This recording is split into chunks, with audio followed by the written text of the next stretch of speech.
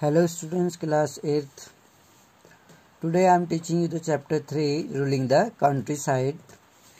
तो अगर आप ध्यान देंगे तो I hope you are able to understand the chapter. Company became the दीवान. जो कंपनी थी यहाँ पर ईस्ट इंडिया कंपनी, किस तरह से वो दीवान बनी. ऑन 12 अगस्त 1765 को द मुगल एम्परर थे, जो मुगल शासक थे, appointed the east India company. Mughal emperor ने, मुगल शासकों ने ईस्ट इंडिया कंपनी को बंगाल की दीवानी सौंप दी. एक्चुअल इवेंट मोस्ट प्रोबेबली, अगर ये देखा जाता है, took place in Robert Clive tents. Robert Clive के टेंट्स में विद अ फ्यू इंग्लिशमैन, कुछ अंग्रेज अधिकारी जो थे, एंड इंडियंस एज विटनेस, उनके गवाह के तौर पे. बट इन द पेंटिंग, लेकिन अगर हम इस पेंटिंग को देखें जो ऊपर दिख रही है, above the events in the shown the majestic occasion, एक राजशाही एक अवसर दिखता है, taking place in A grand settings. The painter was commission by Clive, और जो पेंटर था वो क्लाइव की तरह कमीशन किया गया था to record the memorable events in Clive life. जो क्लाइव के जीवन में एक यादगार पल आया था, उसको सहेजने के लिए वो पेंटर ने पेंटिंग बनाई थी. The grant of Deewani clearly was one such events in British imagination. ये ग्रांट, जो दीवानी की जो स्वीकृति थी, clearly was one such events, एक ब्रिटिशों के कल्पना को उजागर करती थी. एज दीवान, दीवान के तौर पे the company became the chief financial administrative of territory under its control. जो प्रशासन था इन क्षेत्रों का, इनके अंडर था. Now it had to think of administrating the land and organizing. Now, अब अगर हम सोचें, द एडमिनिस्ट्रेटिंग जो प्रशासन था, the land and organizing its, और जो ऑर्गेनाइजिंग करते थे इसके रेवेन्यू का, टैक्स का, रिसोर्सेज का. This has to be done in a way, ये इस तरीके से किया जाना था, इस ढंग से किया जाना था, that could yield enough revenue, ताकि कंपनी को आसानी से रेवेन्यू मिले. अ ट्रेडिंग जो थी company had also to ensure, उसे ये भी इंश्योर करना था कि there it could be buy the products it needed and sell what it wanted, ताकि वो जो उत्पाद थे वो खरीद भी सकती थी, एंड इट नीडेड, और आवश्यकता पड़ने पर जो कुछ वो चाहे बेच भी सकती थी. ओवर द ईयर्स अगर हम बात करें, कंपनी ऑल्सो लर्न, कंपनी ने ये भी सीखा, they had to move with some caution, कुछ निर्देशों के साथ उन्हें मूव करना था. Being an alien power, it needed to pacify those who in the past had ruled the countryside. It needed, ये आवश्यकता थी कि वो लोग जो पास्ट में रूल करते थे गांव में, किस तरीके से एक अलाइन पावर से पेसिफाई करते थे वो. एंड इंजॉय अथॉरिटी, और जो अधिकार उन्हें मिले थे, प्रेस्टीज, जो सम्मान उन्हें मिला था, उसको वो इंजॉय करते थे. Those who had held local power, वो लोग जिन्होंने स्थानीय जो शक्ति थी उसको अधिग्रहण किया था. Control, but they could not be entirely eliminated, लेकिन पूरी तरीके से उन्हें बाहर नहीं किया जा सकता था.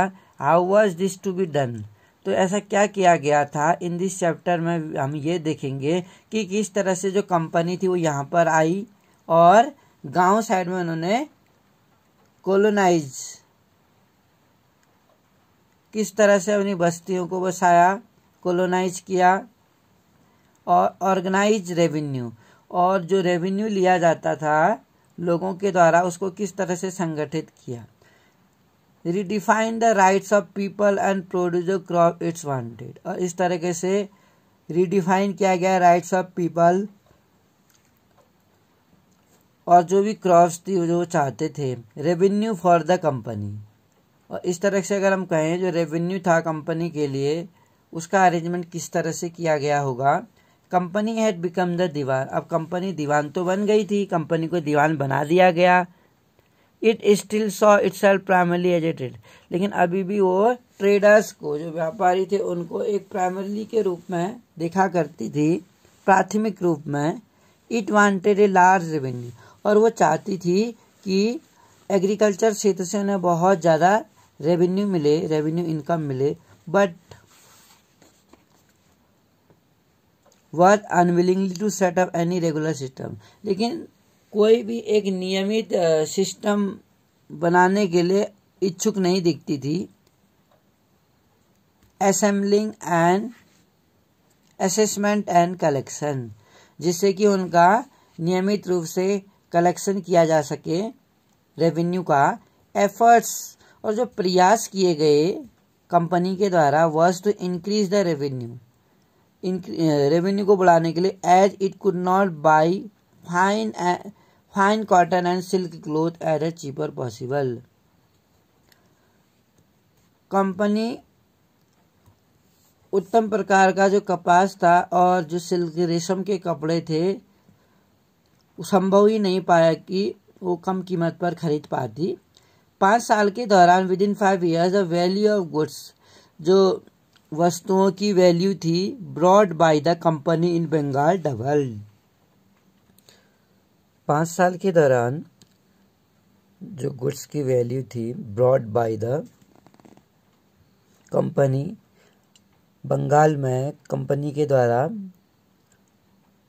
दुगना कर दिया गया। Before 1865 the company had purchase goods, 1865 से पहले द कंपनी ने क्या किया, company had purchase goods, company ने गुड्स परचेज किए इन इंडिया में by importing gold and silver from the Britain.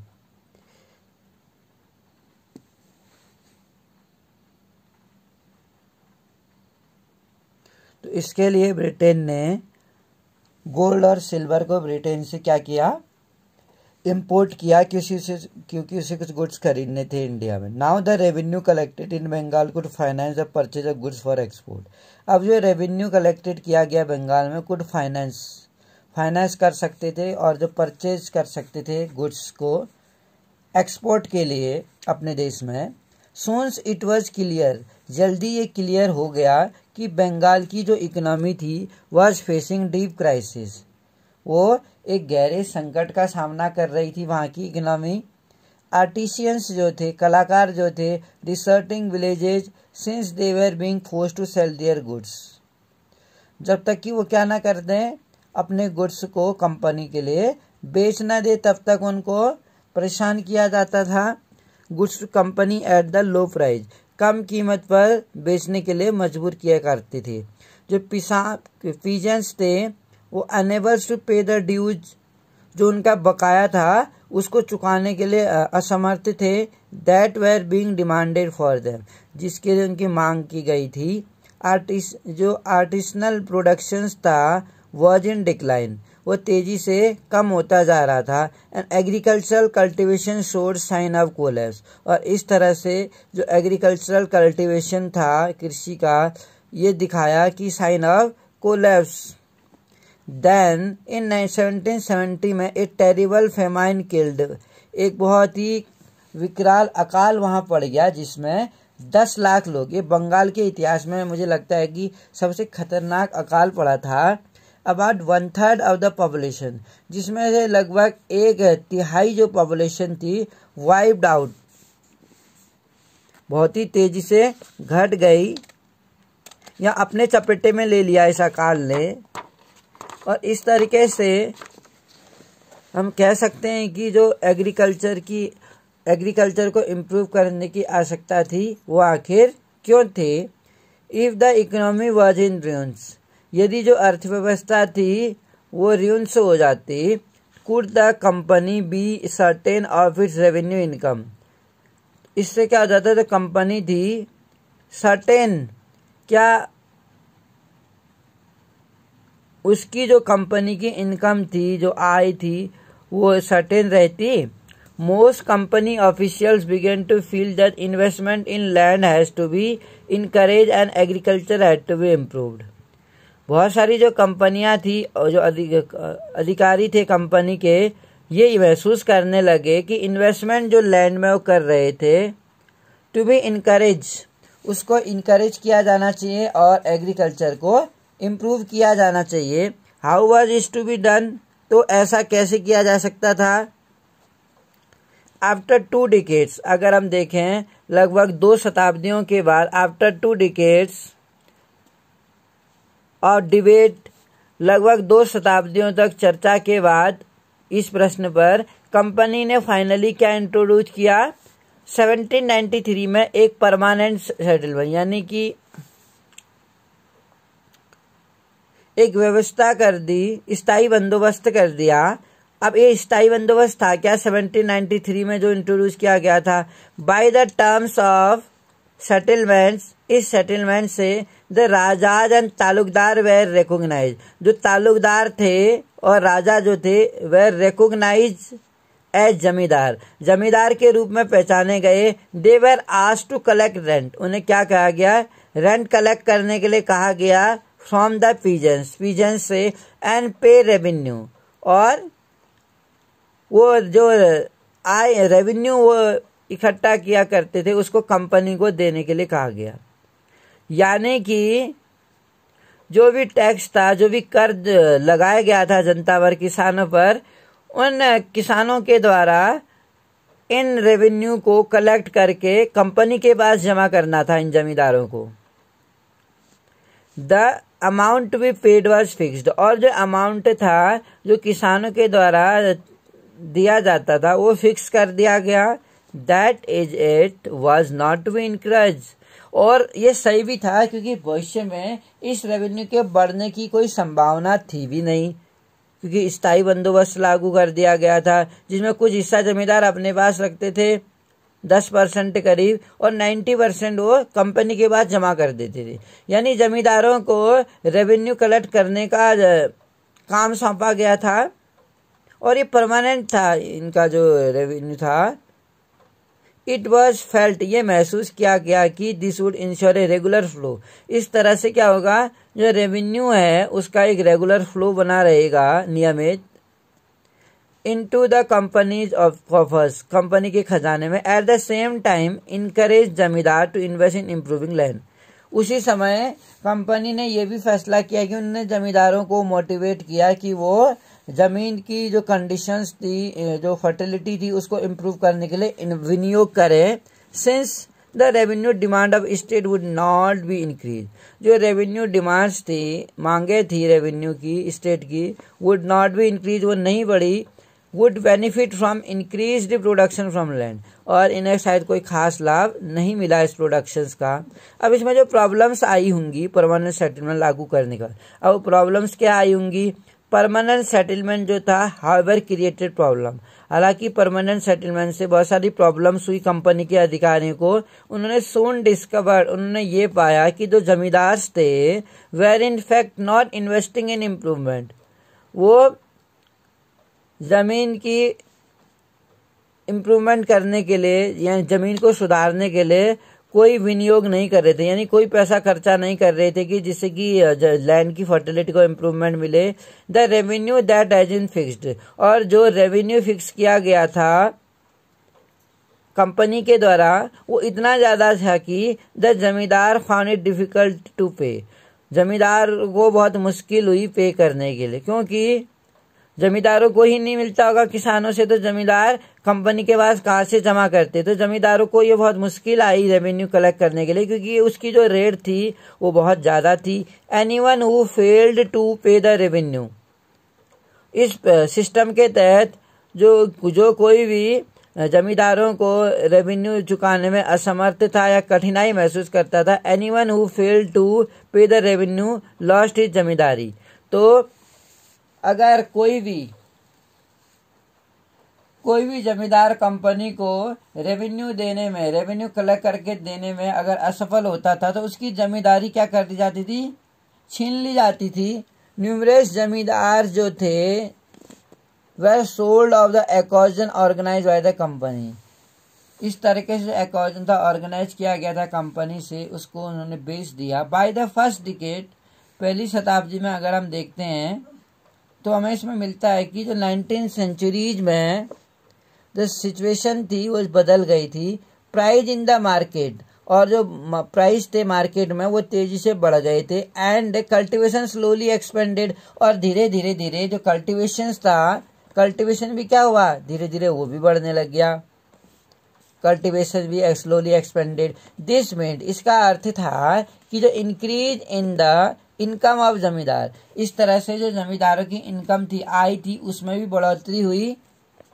But no gain, लेकिन फॉर द कंपनी को ऐसे कोई खास लाभ प्राप्त नहीं हुआ था। Since it could not increase the revenue demand that it hasn't fix permanently, जब से उन्होंने रेवेन्यू को बढ़ा दिया था और जो डिमांड थी उसको एक परमानेंटली फिक्स कर दिया था, उससे ऐसा लगता था कि कंपनी को कोई खास फायदा नहीं हुआ, क्योंकि बहुत सारे किसान नहीं चुका पाते होंगे तो जमींदारों को नहीं मिलता होगा, और जमींदार कंपनी के पास वो रेवेन्यू कलेक्ट करने में असमर्थता जताते थे। तो उन्हें ये भी डर था कि कहीं अगर वो रेवेन्यू ना चुका पाए कलेक्ट करके तो उनकी जमींदारी के खोने का भी उन्हें डर लगा रहता था। इवन देन द जमींदार did not have an interest, यहाँ तक कि जो जमींदार लोग थे वो खुद इसमें रुचि नहीं दिखाते थे कि जमीन की कंडीशन सुधारी जाए, क्योंकि अगर वो जमीन की कंडीशन सुधारते निश्चित रूप से प्रोडक्शन ज़्यादा होता तो किसान लोग रेवेन्यू चुका पाते जमींदारों को, और उनकी जमींदारी को खोने का उन्हें शायद उन्हें डर भी ना होता। सम ऑफ इट, तो इस तरीके से जब जमीन की फर्टिलिटी को सुधारने के लिए जमींदारों ने कोई पैसा इन्वेस्टमेंट नहीं किया, ये कमी दिखती थी, तो इनसे बहुत सारे लोगों ने अपनी जमीन को खो दिया in the possibility of earning, क्योंकि उन्हें लगता था कि कोई पॉसिबिलिटी संभावना है अर्निंग विदाउट द ट्रबल, बिना किसी परेशानी के अर्निंग की संभावना उन्हें नहीं दिखती थी। And risk of the investment, और कहीं ना कहीं उन्हें एक रिस्क दिखता था कि वो जमीन को अगर इन्वेस्टमेंट करते हैं। एज लॉन्ग एज जमींदार, जब तक कि जो जमींदार थे could give out the land, उन्होंने लैंड को देना स्टार्ट किया टू टेनेंट, किराएदारों को, और इससे उनको भाड़ा मिलता था। They were not interested in improving the land, वो लेकिन कहीं पर भी हमने कई बार ये चीज पढ़ ली है कि हालांकि वो जमीन को किराए में दे देते थे और एक परमानेंट सेटलमेंट, स्थायी बंदोबस्त भी लागू कर दिया था, जिससे कि उन्हें हर वर्ष उतना रेवेन्यू कंपनी को देना ही था, और भविष्य में भी वो रेवेन्यू बढ़ना नहीं था, क्योंकि उसे इन फ्यूचर फिक्स कर दिया गया था। लेकिन कहीं पर भी जहां पर कि कंपनी ने इन जमींदारों को कभी भी जो जमीन थी उसको सुधारने के लिए उनके द्वारा कोई प्रयास नहीं किए गए, या उसमें उस तरह की खाद नहीं डाली गई जिससे कि एक जमीन की दशा में सुधार आता। ऑन द अदर हैंड अगर हम देखें इन द विलेज, गांव में द कल्टीवेटर्स जो थे उन्होंने ये पाया कि जो ये सिस्टम था, ये प्रथा थी, एक्सट्रीमली ऑपरेसिव, एक दमनकारी थी, यानी कि एक शोषण करने वाली थी। द रेंट ही paid to the zamindar was high and the right to the land, और जो रेंट था, किराया था जो उन्हें पेड किया टू जमींदारों को वॉज हाई, वो बहुत ज़्यादा ऊंचा था। एंड हिज राइट्स, और जो उनके अधिकार थे जमीन पर वो इनसिक्योर थे। ये दो चीज़ें या तीन चीज़ें हम नोटिस कर सकते हैं कि लैंड की फर्टिलिटी को इम्प्रूव करने के लिए कोई प्रयास नहीं किया गया, और दूसरा उनके कोई अधिकार नहीं थे, उन पर इनसिक्योर थे उनके जो राइट थे, और जो जमींदारों को रेंट दिया गया था क्योंकि उन्होंने ज़मीन को लीज पे लिया था, ज़मीन तो उनकी थी नहीं, तो उनका जो रेंट था या लीज पे जो किराया था वो ज़्यादा था, उनके अधिकार नहीं थे उसमें। तीसरा, ज़मीन की फर्टिलिटी को इम्प्रूव करने के लिए कोई काम नहीं किया गया था। टू पे द रेंट, इस रेंट को पे करने के लिए he had to often take a loan, उन्हें जो साहूकार थे, सूदखोर जो थे, उनसे लोन लेना पड़ता था। व्हेन ही फेल, और कब लेते थे वो, जब वो उस जमीन से फेल टू पे the rent. He was evicted from the land he has cultivated for generation, जहाँ पर उन्होंने कई पुरखों से वो खेती की थी।